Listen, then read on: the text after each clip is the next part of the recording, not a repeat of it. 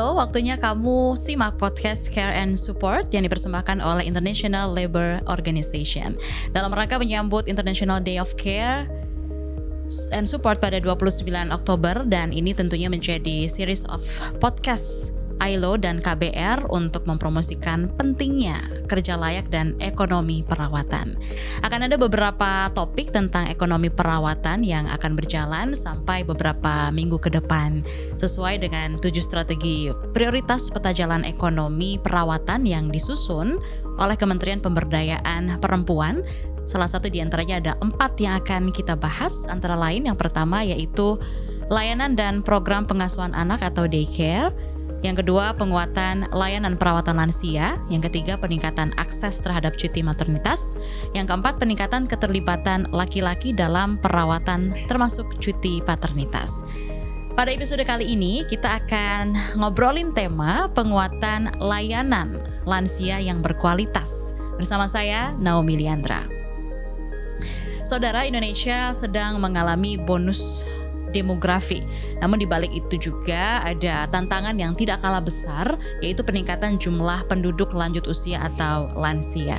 Menurut dari data Badan Pusat Statistik BPS, Indonesia sudah memasuki struktur penduduk tua atau aging population sejak 2012 lalu, dengan persentase penduduk lansia yang mencapai lebih dari 10%. Tahun 2022, persentase penduduk lanjut usia ini menjadi 10,48% atau sebanyak 28,6 juta penduduk berusia di atas 60 tahun. Tentunya pertumbuhan jumlah lansia membawa sejumlah konsekuensi, mulai dari meningkatnya kebutuhan akan layanan kesehatan hingga perubahan dan juga dalam struktur keluarga.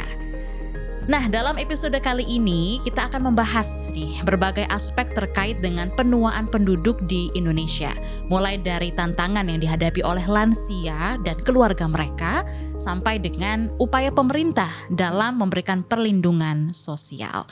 Kita juga akan bahas peran pekerja perawatan lansia dan kaitannya dengan ekonomi perawatan.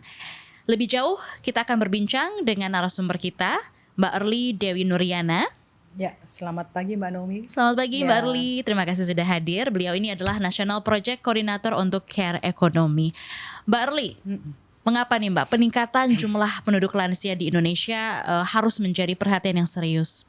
Oke, terima kasih ya. Jadi tadi sudah disebutin ya datanya ya, betul, bahwa ada peningkatan untuk jumlah lansia dan data itu terus naik tentunya. Ini sangat berkaitan dengan piramida penduduk di Indonesia juga. Jadi kalau mungkin mereka-mereka yang baby boomers dulunya ya, yang tahun 70-an itu sejalan dengan pada tahun 70-an tuh grup baby boomers. Betul. Termasuk saya nih kayaknya ya. Itu kan kebayang 10 tahun ke depan itu sudah mulai mendekati di lansia. Gitu. Artinya kalau pada tahun 70-an kita grup baby boomers itu memang tinggi, artinya pada saat di tahun-tahun inilah mereka sudah mendekati usia lansia. Ya, baik lansia yang masih awal atau yang sudah meningkat nih ya, usia baik dari 60 atau sampai ke 70 atau 80 ya. Nah, jadi itu menjadi piramida penduduk kita jadi bergeser nih. Kalau dulu misalnya, sekarang kan lagi bonus demografi juga nih, efek ya tinggi ya, maka dari usia sekarang ini kan usia produktif tuh lagi tinggi-tingginya kan. Tetapi kita ngelihat juga usia yang baby boomers ini udah mendekati lansia, artinya antara 5-10 tahun ke depan akan terus meningkat. Gitu. Bahkan dari Bappenas sendiri menyebutkan bahwa diperkirakan akan 74 juta. Di tahun 2050. Artinya kalau penduduk Indonesianya udah berapa? Misalkan 280, jadi lebih bisa jadi meningkat di tahun 2050, dia bisa mengambil porsi bisa seperempatnya sendiri kan. Sekarang bayangkan kalau seperempatnya sendiri usia lansia, artinya dia mungkin tidak dikategorikan lagi seproduktif mereka yang di usia produktif. Artinya semua beban-beban ekonomi jadi adanya di usia produktif dong. Tergantung usia produktifnya porsinya berapa. Kan masih ada usia anak juga tuh ya di situ. Nah, itu yang menjadi penting ketika jumlah lansia itu meningkat, tetapi proteksi dan kesejahteraan dari lansia ini juga belum komprehensif di Indonesia, itu akan menjadi tantangan besar, terutama tantangannya di usia produktif. Contohnya, kita yang lagi kerja sekarang mungkin punya orang tua yang udah lansia pastinya. Betul. Ya. Nah, pertanyaannya terus mungkin yang usia mungkin 30-40 selain punya orang tua yang lansia juga punya anak yang sedang diasuh. Itu membuat kita yang usia produktif ini biasanya jadi ngurus 2. Ngurus 3 dong. Satu ngurus pengeluaran untuk diri kita sendiri, juga fokus untuk anak. Tapi kalau bapak ibu lansia mertua misalnya sakit, maksudnya kita mau diem aja. Jadi gaji kita ini itu berarti yaitu harus mengcover 3, makanya disebut sebagai sandwich generation. Apabila tadi yang di bagian lansia ini proteksinya nggak komprehensif, itu beban usia produktif akan semakin tinggi. Biaya-biaya juga akan semakin tinggi untuk layanan-layanan kesehatan. Nah, disinilah baik layanan langsung, karena kalau dia memang masih produktif, masih bisa aktif, beliau masih bisa istilahnya melakukan aktivitas sehari-hari dengan sendiri. Tapi kalau dalam keadaan sakit gimana? Memerlukan layanan khusus, apakah butuh pendamping, ada caregiver di situ, atau dia memang menjadi tanggung jawab dari keluarga yang ada di rumah. Nah, ini juga membuat biasanya kalau peran-peran perawatan ini dilakukan sama siapa? Biasanya perempuan atau laki? Perempuan. Seringkali diasosiasikan dengan menjadi tugas perempuan atau tugas istri atau keluarga. Nah, inilah yang membuat juga bisa ada burden dari grup usia tertentu. Nah, itu yang menjadi concern mengapa untuk dengan adanya aging penuaan dari sisi struktur demografi itu membuat pemerintah atau negara harus lebih komprehensif dalam memberikan layanan buat lansia, baik proteksi dari sisi kesehatan dan kesejahteraan, juga layanan-layanan services untuk lansianya, gitu.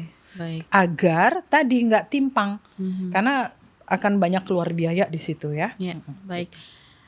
Sebelum kita bahas lebih lanjut, mungkin dari Mbak Arli sendiri gitu punya pengalaman pribadi mengurus orang tua yang mungkin usianya sudah lansia.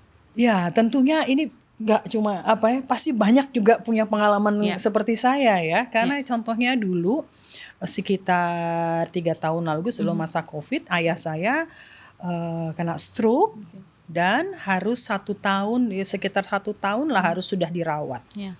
Harus sudah dirawat di rumah, tadinya di rumah sakit dan akhirnya ke rumah.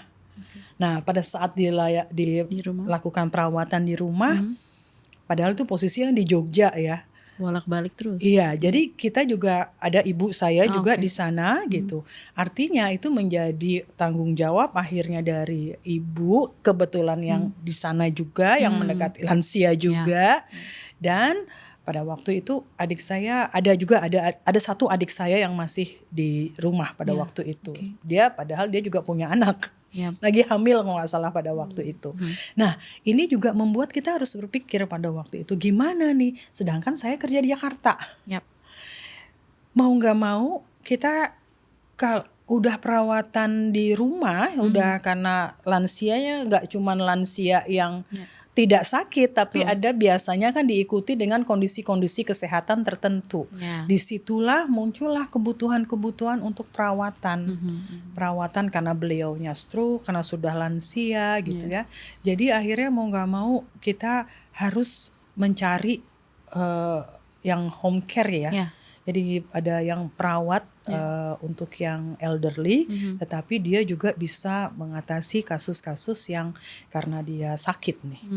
Nah, tapi sebelum ke situ itu kita jadi mau nggak mau jadi bagi tugas. Ini siapa yang pulang sekarang misalnya. betul. Adikku padahal dia lagi hamil kalau nggak salah pada waktu itu. Jadi dia nggak bisa full juga.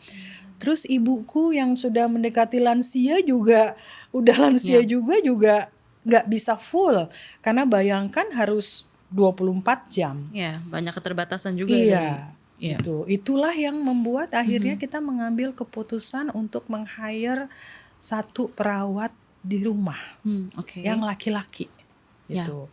Karena bisa membantu untuk paling tidak membagi tugas. Jadi misalkan dia datang jam 6 misalnya sampai jam 2 kan tetap 8 jam juga. Jadi jam 2 sampai terus akhirnya ibuku gitu ya. Itu bersyukur kita akhirnya bisa meng-hire, tapi tidak semua orang bisa punya pengalaman seperti kita untuk bisa meng-hire perawat lansia di rumah. Kadang kita masih terasa kurang juga kali ya dengan perawat lansia ya. Gitu kan, gitu. Dan tidak mudah juga pada waktu itu kita mendapatkan yang perawatnya itu memang dari jaringan rumah sakit. Jadi kita cari waktu itu di internet siapa yang mereka akhirnya dapat rekomendasi dan kita dapat dan kebetulan cocok gitu. Jadi itu juga membuat kita juga lega dan dapat yang laki. Sempat berganti-ganti juga itu dulu ada 2 apa 3 yang perempuan pada waktu itu. Akhirnya pas dapat yang laki bisa lebih lebih lama ya waktu itu. Sampai akhirnya bapak saya meninggal pada saat pada saat COVID kalau nggak salah ya, itu zaman COVID yang meninggal. Jadi memang banyak juga nih yang saya pikir bukan cuman saya aja. Mungkin kalau usia-usia kayak mendekati saya ini udah yang 40 ke atas pasti punya pengalaman yang hampir mirip.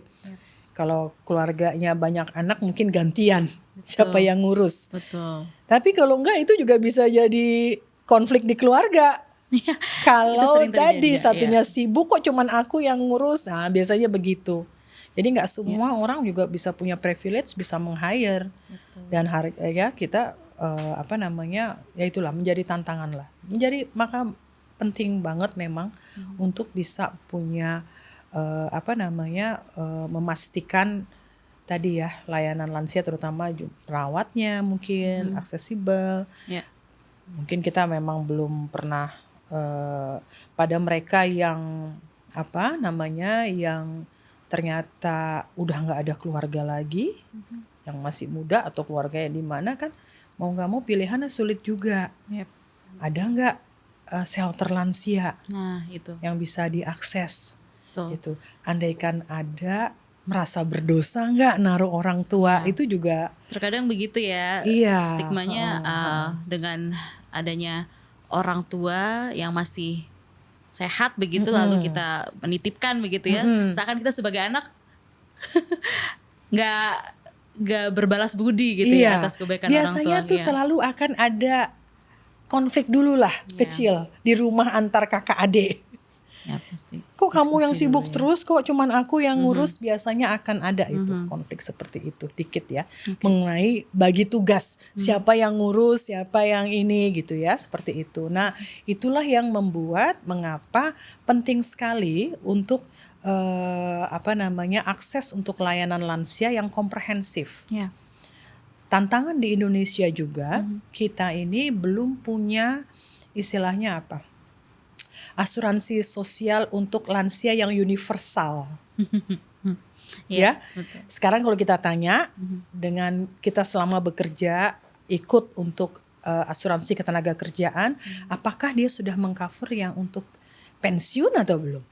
Tergantung dia bekerja di mana. Nah, tergantung bekerja di mana. Artinya mereka yang bekerja apalagi yang bekerja di perusahaan-perusahaan yang mungkin bukan perusahaan besar atau bukan PNS mungkin nggak bisa menikmati karena mereka nggak ada chip in persentase untuk pensiun, ya kan gitu.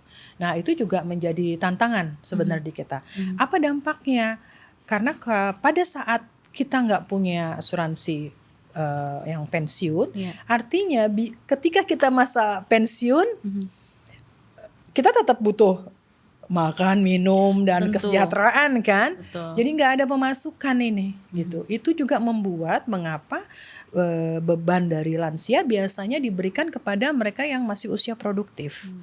Nah, itu juga salah satu poin sebenarnya yang memang perlu dipikirkan. Bahwa penting juga nih untuk ulah sejak awal tuh juga perlu ya asuransi yang pensiun yang universal di Indonesia.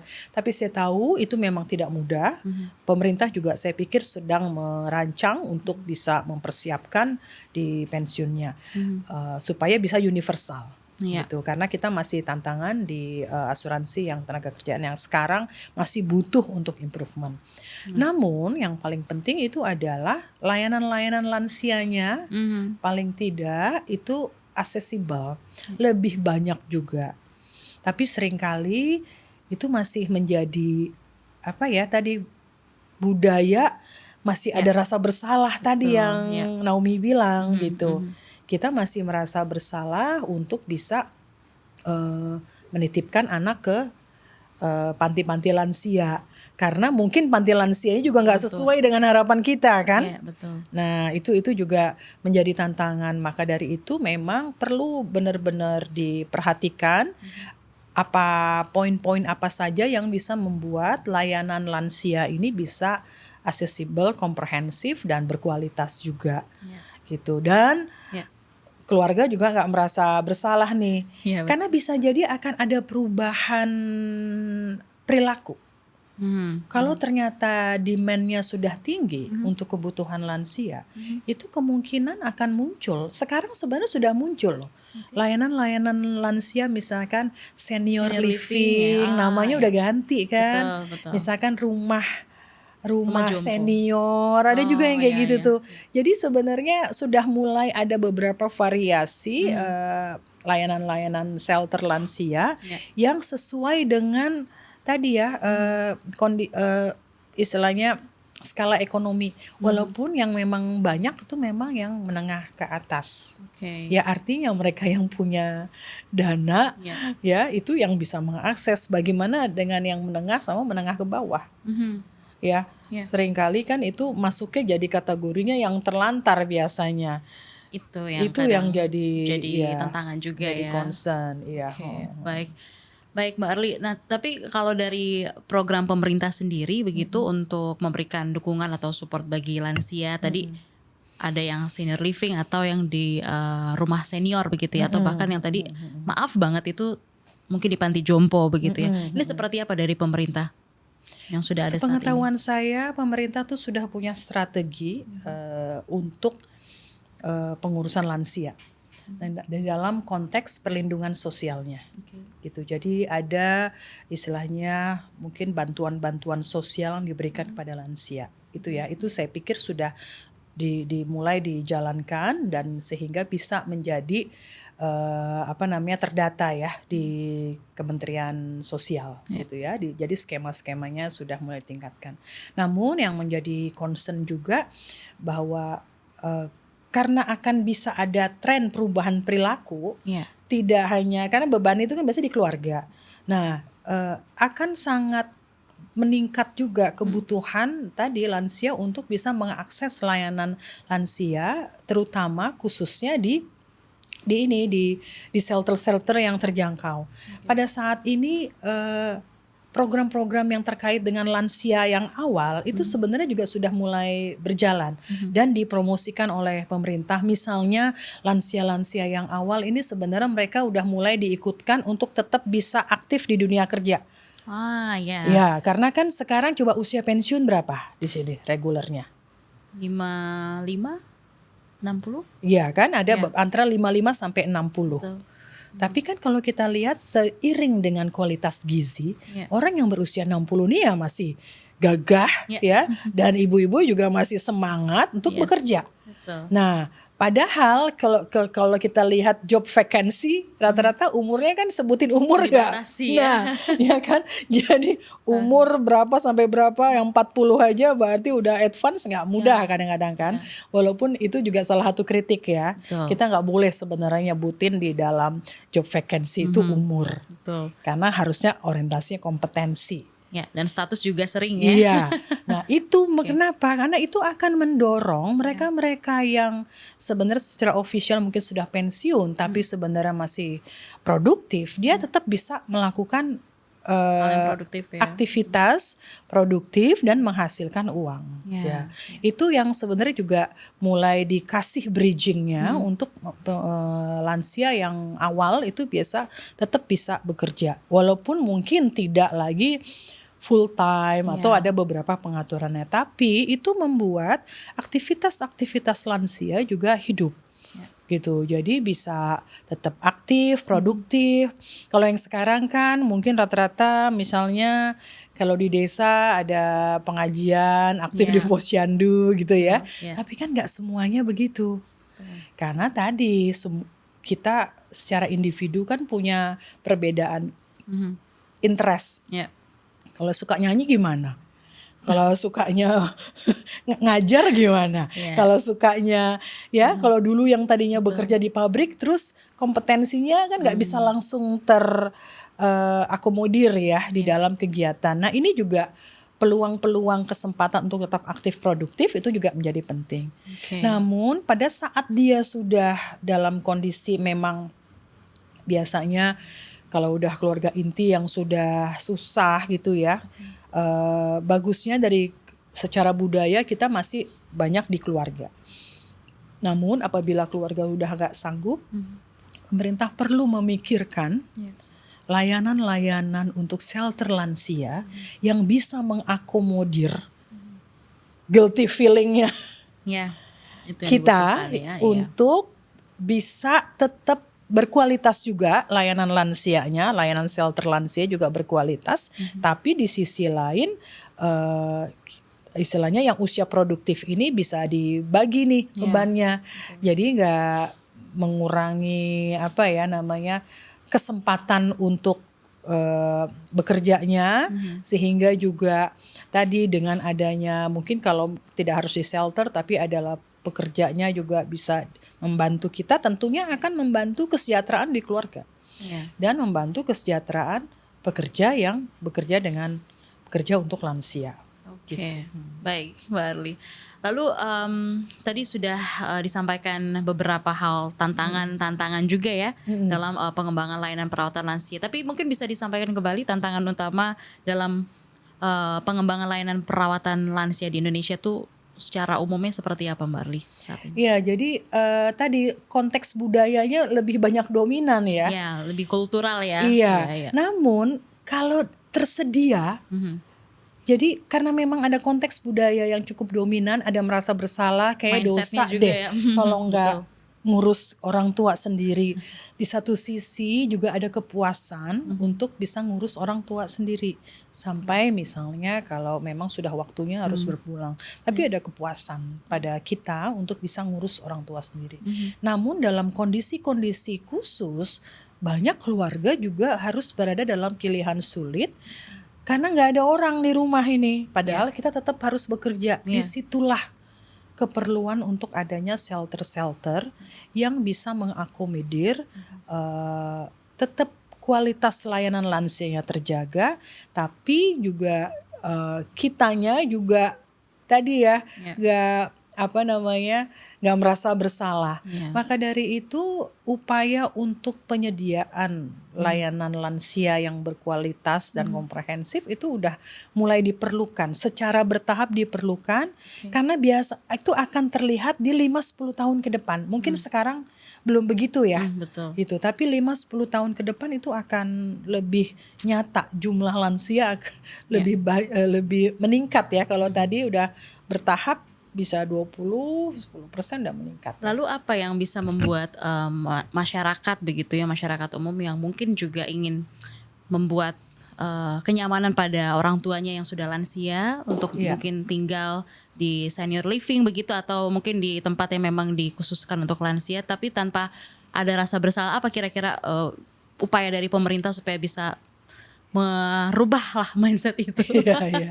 Kalau dari pemerintah sih memang yang sedang berjalan, tampaknya yang sedang berjalan itu adalah upaya untuk ke arah pemberian tadi ya masuk ke dalam skema bantuan sosialnya diberikan pada lansia, terutama lansia yang miskin. Ya, ada prioritas karena kan nggak mudah ya. Betul. Seiring berjalannya waktu diarahkan kepada yang grup yang paling membutuhkan. Nah, namun kalau untuk yang dari antara yang menengah ini, yang biasa lebih banyak di menengahnya ya, memang sudah mulai dipikirkan bahwa akan ada kebutuhan pentingnya perawat-perawat yang bekerja untuk lansia. Oke. Ya, itu karena dia akan keluarga jadi punya pilihan. Saya nggak bisa ngurus langsung, gitu ya. Tapi juga istilahnya nggak ada orang mau taruh di shelter nggak tega. Mungkin yang sekarang pola terjadi itu ya sekarang kan banyak perawat-perawat lansia di rumah yang akan bisa menemani. Nah, itulah ternyata nggak mudah juga loh. Seperti tadi saya sampaikan, nggak mudah cari perawat untuk lansia. Nggak mudah gitu. Dan tadi kadang-kadang cocok-cocokan juga biasanya berhubungan dengan di kualitasnya. Karena kadang-kadang kan kalau coba kita lihat ya, ada tren kan di Indonesia sekarang. Pekerja-pekerja perawatan anak, pekerja perawatan lansia kerjanya di luar negeri loh sekarang. Betul. Pada kesana semua ya. Iya.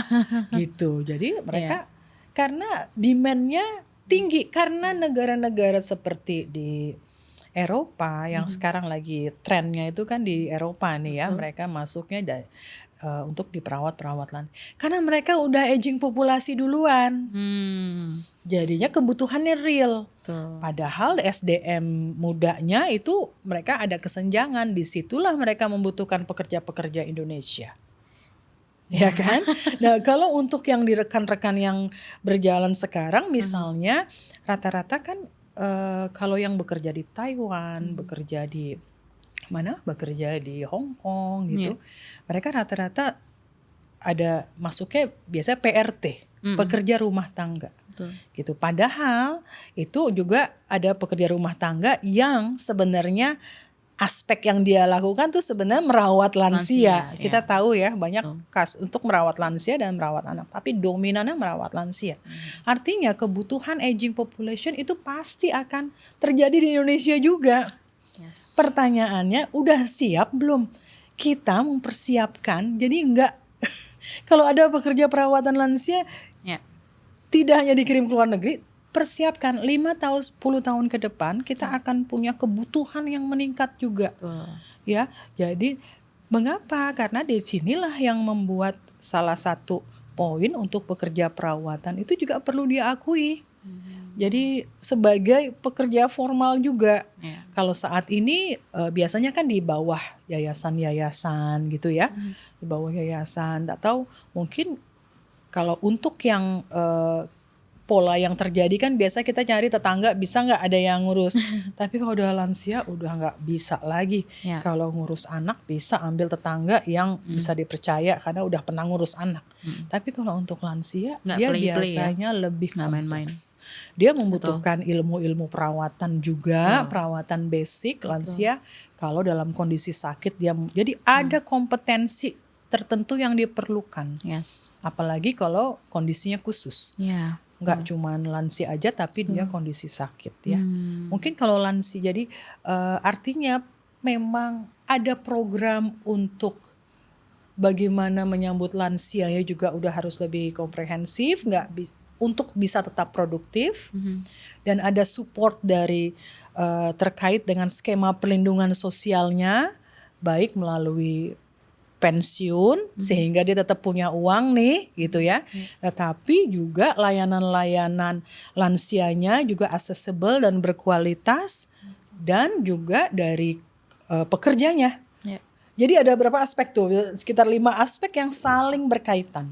Itu yang memang secara bertahap kita harus mempersiapkan itu di Indonesia. Oke, baik. Mungkin karena ini juga berkaitan dengan care ekonomi atau ekonomi perawatan juga soal kebijakan gitu ya dalam peta jalan ekonomi perawatan ini kan bisa mengakomodasi kebutuhan khusus para pekerja yang juga punya tanggung jawab mengurus orang tua lanjut usia.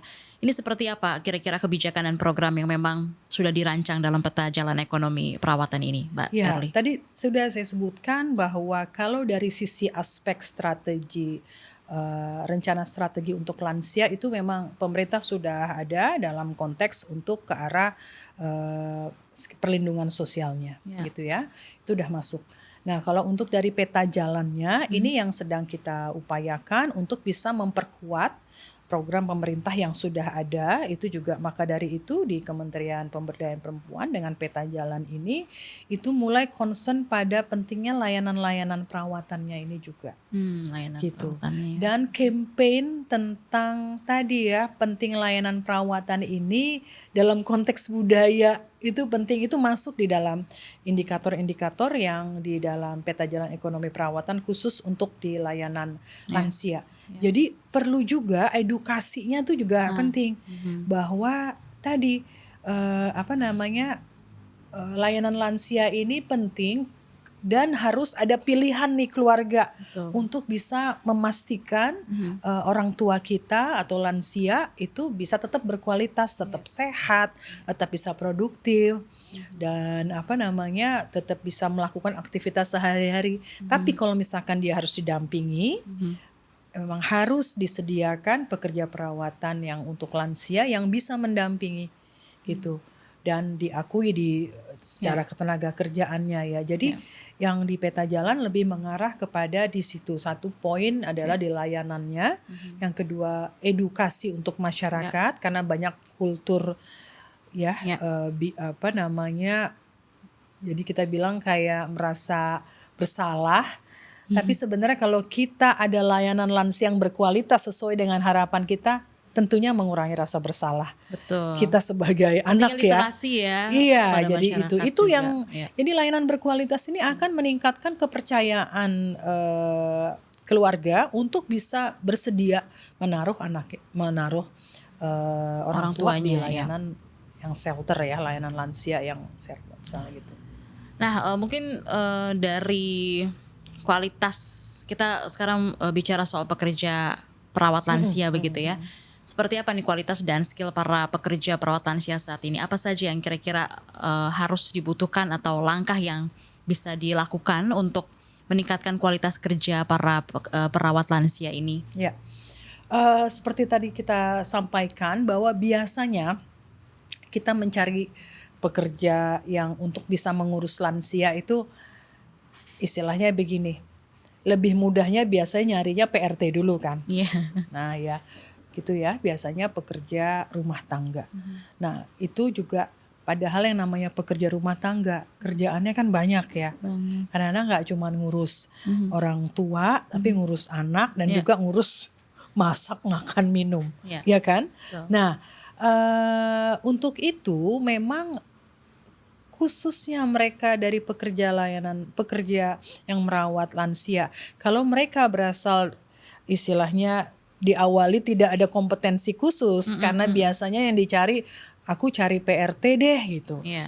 Ya kan sekarang jadi kalau misalkan cari pekerja rumah tangga kita juga perlu tahu apakah sudah punya pengalaman ngurus lansia atau tidak gitu kan. Karena kalau misalkan dia udah mengurus lansia artinya rekan PRT kita ini sebenarnya udah punya kompetensi khusus. Ya, bukan ngerjain yang semuanya tapi memang khusus yang ngurusin lansia. Disitulah penting sekali untuk memastikan kalau misalnya pekerja perawatan lansia kita memang berasal dari PRT memang perlu ikut untuk pelatihannya, itu perlu ikut juga gitu. Karena dia akan meningkatkan keterampilannya untuk merawat lansia, apalagi kalau lansianya punya kebutuhan khusus. Misalnya kalau misalkan dia punya sakit yang memang tertentu yang harus treatment tertentu, misalnya begitu. Itu juga artinya membutuhkan pengetahuan bukan hanya tata kelola merawat basic ya, tapi juga harus ada mungkin pengetahuan yang lain juga. Nah itu jadi keterampilan dan keberadaan dari pekerja dengan pekerja yang merawat lansia itu sangat diperlukan. ya. Sertifikasinya sebenarnya sudah ada gitu ya, sertifikasi untuk pekerja yang mengurus lansia itu sudah ada. Namun untuk yang mengurus dalam kondisi-kondisi khusus karena dia mungkin punya disabilitas atau dia dalam kondisi khusus penyakit-penyakit tertentu. Jadi itu yang memang belum secara spesifik. Maka dari itu kalau untuk penting sekali untuk pengakuan pekerja perawatan dari untuk yang lansia karena akan bisa meningkatkan kualitas hidup dari pekerja untuk lansia ini sendiri. Kita ngebayangin kalau di luar pekerja untuk lansia mereka punya satu proteksi juga punya proteksi untuk asuransinya. Jadi pastikan juga teman-teman yang bekerja untuk mengurus lansia juga punya proteksi kerjanya juga layak juga. Harus diperhatikan itu ya. Iya, jam kerja juga itu perlu dipikirkan kerja layak. Karena biasanya kan 24 jam. Nah, perlu dipikirkan kalau 24 jam tentunya dia juga butuh istirahat. Jadi jangan sampai kalau kita punya pekerja perawatan lansia, jangan sampai nggak dikasih libur. Kualitasnya juga akan menurun pasti. Iya, karena kenapa? Karena dia juga butuh istirahat gitu. Pasti. Jam kerja yang diakui di Indonesia kan 8 jam. Jangan sampai pekerja perawatan lansia juga kerjanya jadi 24 jam karena ngikutin gitu. Andaikan dia memang terpaksa harus 24 jam, berikanlah waktu libur. Jadi hak-hak kerja untuk teman-teman pekerja lansia juga penting, terutama libur. Itu libur yang mendasar. Kadang itu yang miss gitu dari keluarga yang mengambil pekerja lansia di rumah begitu ya. Kadang menganggap 24 jam setiap hari karena dibayar jadi harus full begitu. Iya, kadang gitu kan. Padahal dia juga pekerja sama dengan kita. Bedanya kita mungkin kerja di kantor, dia kerja mengurus. Itulah yang kita sebut tadi pentingnya pekerjaan perawatan. Pekerjaan perawatan merawat langsung dan merawat tidak langsung nyiapin makanannya. Artinya kalau pekerjaan perawatan yang tidak dilakukan itu akan membuat dia nggak produktif, individunya nggak produktif dalam konteks ini lansia ya. Nah itu jadi penting juga selain memberikan layanan akses yang terjangkau untuk sektor lansia sehingga dia bisa punya pilihan keluarga, tapi juga sistem perlindungan sosial untuk lansia secara umum itu yang sedang diupayakan sama pemerintah, tapi juga pengakuan pekerjaan yang merawat lansia ini juga harus diperjuangkan karena kalau enggak kalau kita lihat dengan ada peningkatan jumlah lansia di 5, 10 sampai 20 tahun ke depan, artinya bisa jadi kebutuhan untuk mencari caregiver atau pekerja perawatan lansia di rumah bisa jadi tinggi. Nah itu juga akan mendorong yayasan-yayasan terkait atau mereka yang individual ya, itu juga kemungkinan akan meningkat. Kalau di negara-negara Eropa, pendekatan yang sudah mereka lakukan bahkan kalau dulu kan kita ada layanan yang bisa lewat aplikasi ya, ingat ya, kita punya layanan pijet nih. Lewat aplikasi dulu ya. Sekarang udah nggak ada. Ada pun dari sosial media ya. Sosial media. Namun sangat memungkinkan dalam konteks kerja masa depan. Pekerjaan dengan kita meningkat nih, pekerjaan kebutuhan lansia meningkat. Akan sangat besar kebutuhan untuk menjadi peluang usaha juga kan.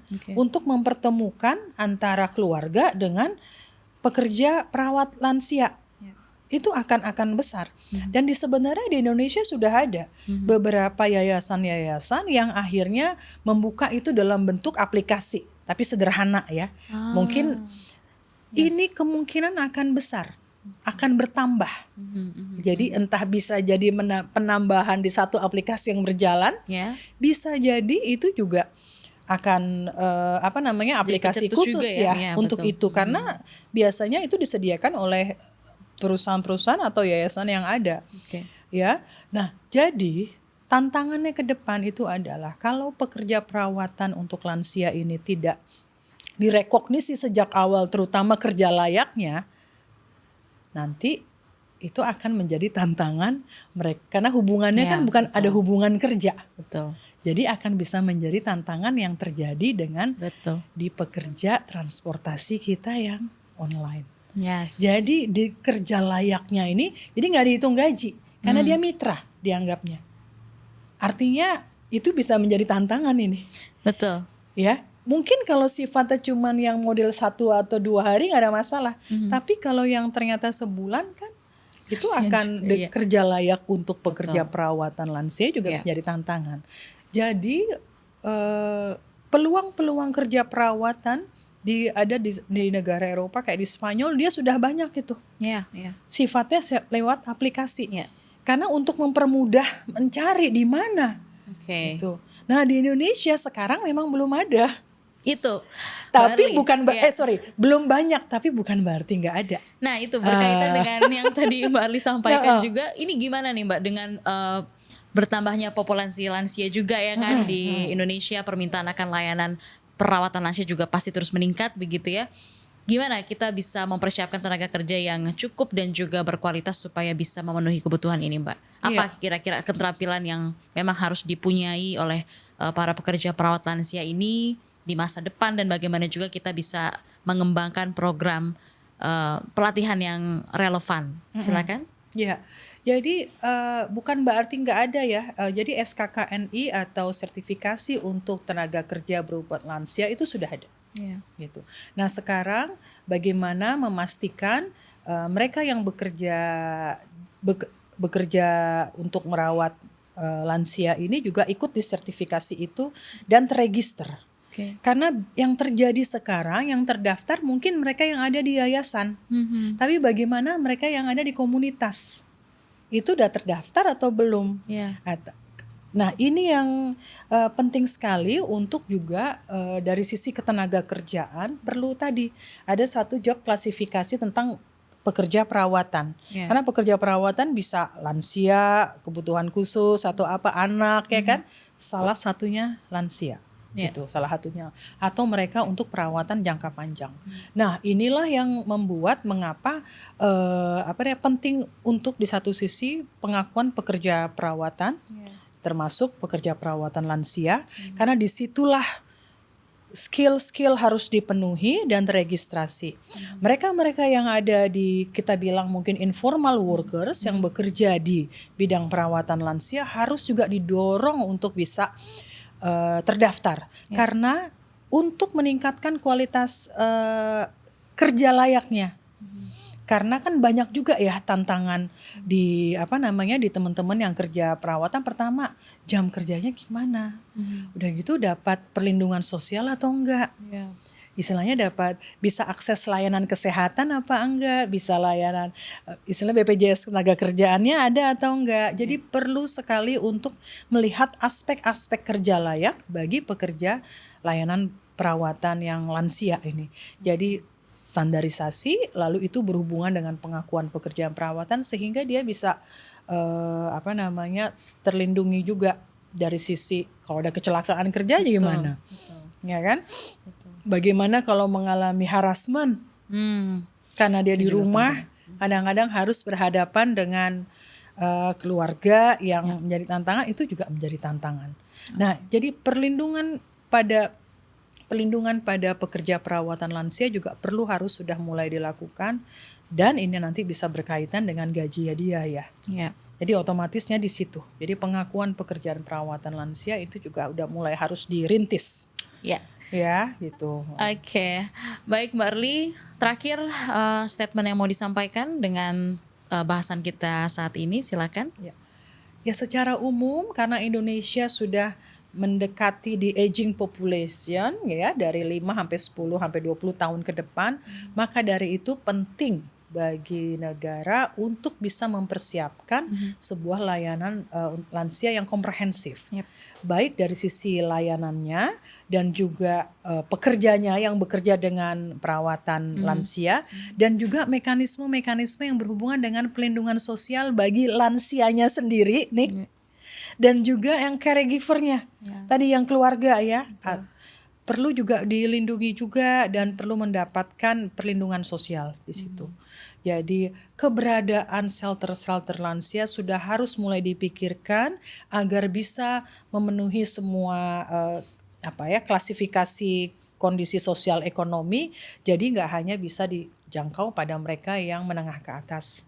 Jadi semua kalangan bisa ikut. Iya, di situ. Dan yang paling penting Partisipasi. juga adalah pengakuan pekerja perawatan yang untuk lansia. Betul. Karena itu akan bisa membuat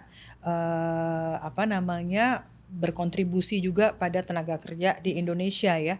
Jadi alternatif untuk memberikan pekerjaan-pekerjaan pada perawatan lansia itu juga menjadi sebuah peluang kerja, buka lapangan kerja tentunya. Nah, itulah yang perlu kita lakukan secara komprehensif dan meningkatkan kualitas layanan shelter yang ada untuk lebih